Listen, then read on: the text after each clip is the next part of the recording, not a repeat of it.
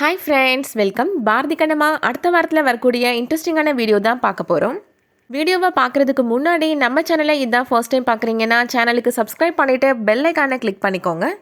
கடைசி வரைக்கும் கண்ணம்மா லக்ஷ்மி கிட்டக்க அவளோட அப்பா யார் அப்படின்ற உண்மையை சொல்லவே இல்லை.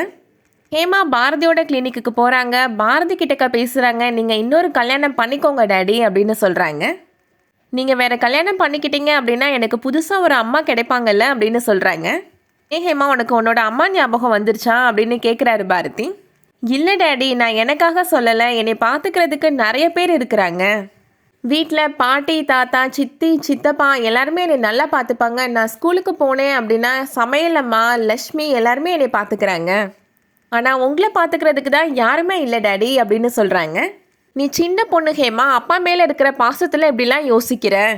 இந்த மாதிரிலாம் நீ பேசக்கூடாது ஹேமா அப்படின்னு பாரதி சொல்கிறாரு. என்னோட ஃப்ரெண்டு மீராவும் சின்ன பொண்ணு தான். அவளோட அப்பாவுக்கும் உங்கள் வயசு தான் இருக்கும் டேடி. ஆனால் அவள் தான் பொண்ணு பார்த்து வச்சு அவங்க அப்பாவுக்கு கல்யாணம் பண்ணி வச்சாலாம். அதே மாதிரி நானும் உங்களுக்கு ஒரு பொண்ணு பார்த்து மேரேஜ் பண்ணி வைக்கிறேன் டேடி அப்படின்னு சொல்கிறாங்க ஹேமா. இவங்க ரெண்டு பேரும் பேசிகிட்டு இருக்கிறத வெண்பா வெளியிலேருந்து கேட்குறாங்க. அப்போ நம்ம ஹேமாவை கரெக்ட் பண்ணணும் அப்படின்னா ஹேமாவே பாரதிக்கு நம்மளை கல்யாணம் பண்ணி வச்சிருவா அப்படின்னு சொல்லி யோசிக்கிறாங்க. மறுநாள் வெண்பா பாரதியோட கிளினிக்கு வராங்க. ஹேமாவோட பிரின்ஸிபலை பார்த்து நீ என்னைக்காவது பேசியிருக்கிறியா பாரதி அப்படின்னு கேட்குறாங்க. ஹேமா நல்லா படிக்கிறாளா, அவள் எந்த சப்ஜெக்டில் வீக்காக இருக்கிறா, எந்த சப்ஜெக்ட் அவளுக்கு ரொம்ப பிடிக்கும், இதை பற்றி ஏதாவது உனக்கு தெரியுமா அப்படின்னு கேட்குறாங்க. நீ ஸ்கூலுக்கு கிளம்பு பாரதி, நம்ம ரெண்டு பேரும் போய் பிரின்ஸிபலை பார்த்து பேசிட்டு வரலாம் அப்படின்னு கூட்டிகிட்டு போகிறாங்க வெண்பா. அடுத்ததான் ஸ்கூலில் நடக்கிறத காமிக்கிறாங்க. லக்ஷ்மியும் ஹேமாவும் பேசிக்கிறாங்க. அப்போ ஹேமா லக்ஷ்மி கிட்டே கேட்குறாங்க, கடைசி வரைக்கும் உன்னோட அப்பா நேற்று வரவே இல்லையா அப்படின்னு கேட்குறாங்க. சமையலம்மா ரொம்ப வருத்தப்பட்டாங்களா அப்படின்னு ஹேமா கேட்குறாங்க. அதெல்லாம் ஒன்றும் இல்லை ஹேமா அப்படின்னு லக்ஷ்மி சொல்லிடுறாங்க. கண்ணம்மாவும் இப்போது ஸ்கூலுக்கு வராங்க. லக்ஷ்மி கண்ணம்மா கிட்டக்க சொல்கிறாங்க, பிரின்ஸிபலுக்கு கேக் கொடுக்கணுமா, என் கூட வாமா அப்படின்னு கூட்டிகிட்டு போகிறாங்க. அங்கே பிரின்ஸிபலோட ரூமில் ஹேமா, பாரதி, வெண்பா 3 பேருமே இருக்கிறாங்க. ஹேமா எப்படி படிக்கிறான் அப்படின்னு பிரின்ஸிபல் கிட்டக்க வெண்பா கேட்டுட்ருக்குறாங்க. லக்ஷ்மியும் அப்போ உள்ளே வராங்க. லக்ஷ்மியை பார்த்த உடனே பிரின்ஸிபல் சொல்கிறாங்க, ஹேமா மாதிரி லக்ஷ்மியும் நல்லா படிக்கிற பொண்ணு தான். நல்லா படிக்கணும் லக்ஷ்மி, நல்லா படித்து பாரதி சாரோட பேரை நீ தான் காப்பாற்றணும் அப்படின்னு சொல்கிறாரு பிரின்ஸிபல். வெண்பா பிரின்ஸிபல் கிட்டக்க சொல்கிறாங்க, ஹேமாவுக்கு நானே டியூஷன் சொல்லிக் கொடுக்கலான்னு இருக்கிறேன் சார் அப்படின்னு சொல்கிறாங்க. அது கேட்ட உடனே கண்ணம்மா சொல்கிறாங்க, அவங்களுக்கு எதுக்கு கஷ்டம், இவங்க 2 பேருமே ரொம்ப பிஸியான டாக்டர்ஸ், ஹேமாவும் என்னோட பொண்ணு தான் அப்படின்னு சொல்கிறாங்க கண்ணம்மா. அதை சொன்ன உடனே ஹேமா ஷாக்காகி பார்க்குறாங்க. லக்ஷ்மி மாதிரி ஹேமாவும் எனக்கு இன்னொரு பொண்ணு மாதிரி தான் அப்படின்னு சொல்கிறாங்க கண்ணம்மா. ஹேமாவுக்கு நானே டியூஷன் எடுத்துக்கிறேன் அப்படின்னு சொல்லிடுறாங்க கண்ணம்மா. அடுத்ததாக சௌந்தர்யா வீட்டில் நடக்கிறத காமிக்கிறாங்க.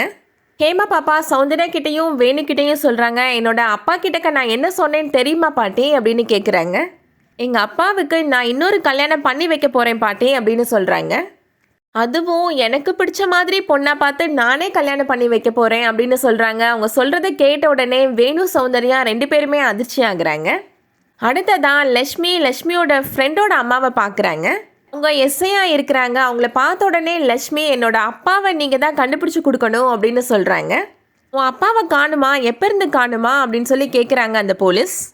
நான் பிறந்ததுலேருந்தே என்னோட அப்பாவை நான் பார்த்ததே கிடையாது, அவரோட பேர் பாரதி, அது மட்டும்தான் எனக்கு தெரியும் அப்படின்னு லக்ஷ்மி சொல்கிறாங்க. அப்போது அந்த போலீஸ் லக்ஷ்மி கிட்டக்க சொல்கிறாங்க, உங்கள் வீட்டில் ரேஷன் கார்டு இருக்குதா அப்படின்னு கேட்குறாங்க. ரேஷன் கார்டு இருக்குதா ஆண்டி அப்படின்னு சொல்கிறாங்க லக்ஷ்மி. அப்போது அந்த ரேஷன் கார்டில் உன்னோட அப்பாவோட பேரும் அட்ரஸும் கண்டிப்பாக இருக்கும் அப்படின்னு சொல்கிறாங்க. அதை கேட்ட உடனே லக்ஷ்மிக்கு ரொம்ப சந்தோஷமாயிருது. நீ அந்த ரேஷன் கார்டை மட்டும் என்கிட்ட எடுத்துகிட்டு வந்து கூட நானே அந்த அட்ரஸை வெரிஃபை பண்ணி உனக்கு உங்கள் அப்பா எங்கே இருக்கிறாருன்னு கண்டுபிடிச்சி சொல்கிறேன் அப்படின்னு சொல்கிறாங்க.